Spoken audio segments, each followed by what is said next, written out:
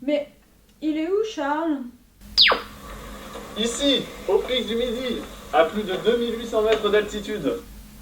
Je me trouve à côté d'un observatoire qui mesure depuis près de 40 ans tout ce qui flotte dans l'atmosphère, donc poussière saharienne, particules, nouveaux contaminants. Donc ici on y mesure la taille, leur composition ou encore leur opacité, donc tout ce qu'on peut retrouver dans la Méditerranée. Bouge pas, on arrive.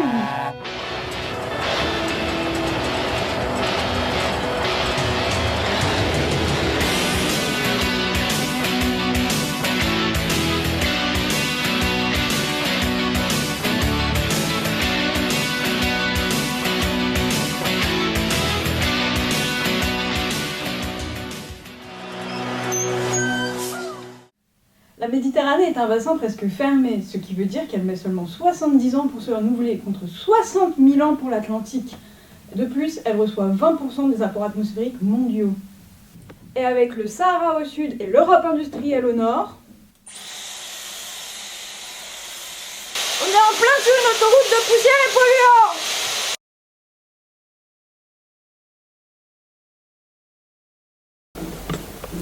Alors contrairement à ce qu'on pourrait croire, les apports atmosphériques ne sont pas une voie émergente, on les étudie depuis des dizaines d'années via des stations en mer et en altitude qui analysent en continu la composition de l'atmosphère et des dépôts.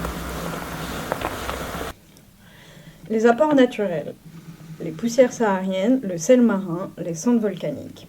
Les poussières désertiques sont riches en métaux comme le fer et le phosphore qui sont des nutriments.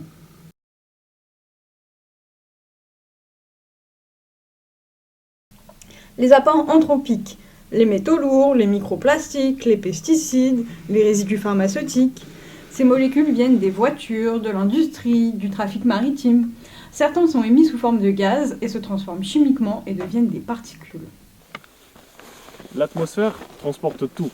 Ce qui change aujourd'hui, ce ne sont pas les dépôts, ce sont les nouveaux polluants.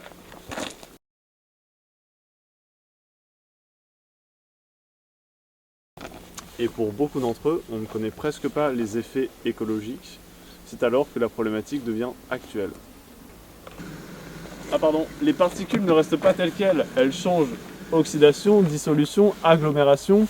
L'atmosphère est un véritable réacteur chimique.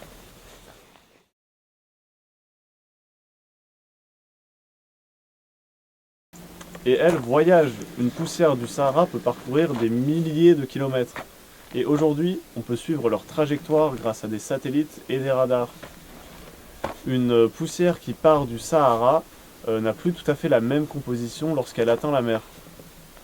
Donc, les particules arrivent dans la mer de deux manières. Par dépôt sec, transporté par le vent. L'importance dépend de la taille des particules, ou par dépôt humide.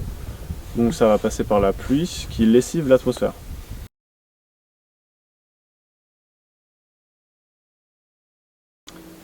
La solubilité des métaux dépend de la saison, de la température, de la salinité ou encore des masses d'eau présentes.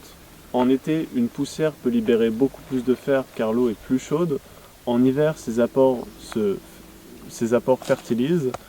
En été, lorsque la colonne d'eau se stratifie, ces effets peuvent devenir perturbateurs.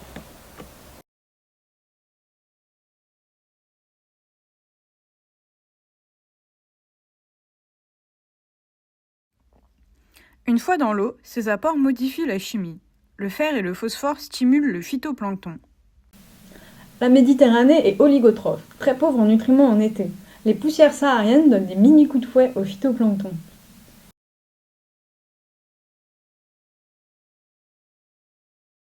Les cycles du fer et du phosphore peuvent être structurés. Certaines poussières stimulent la pompe biologique, elles aident à capturer du carbone. D'autres modifient la structure des communautés bactériennes et influencent la photosynthèse. Les réponses du zooplancton peuvent aussi être très différentes.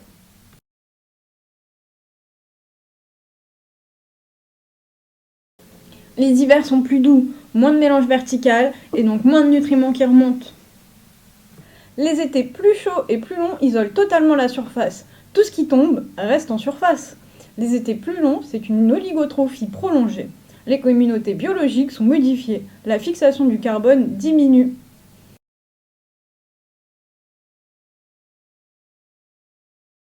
Donc pour enregistrer ces phénomènes, il faut aller sur un bateau, mais le problème dans tout ça, c'est qu'il faut être au bon endroit et au bon moment pour enregistrer un épisode saharien, car les épisodes de poussière, ça arrive vite, mais ça ne prévient pas forcément. Donc on se rabat sur des stations à terre pour relever ces épisodes, comme les Difamed ou les stations Karaga, ou encore le Pic du Midi. On installe aussi des expériences en laboratoire et des modèles atmosphériques.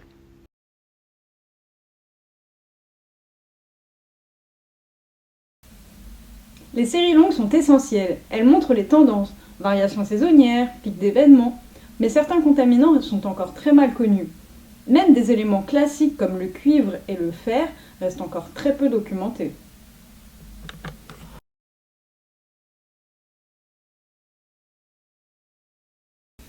Les nouveaux contaminants, comme les microplastiques ou les médicaments, demandent des années d'études supplémentaires. C'est un puzzle qui se construit très lentement. Depuis toujours, l'atmosphère apporte poussière, nutriments et métaux à la Méditerranée. Mais aujourd'hui, de nouveaux contaminants apparaissent. Microplastiques, résidus de médicaments, drogues, métaux modernes. Le vrai défi maintenant, c'est de comprendre leur impact réel sur les écosystèmes.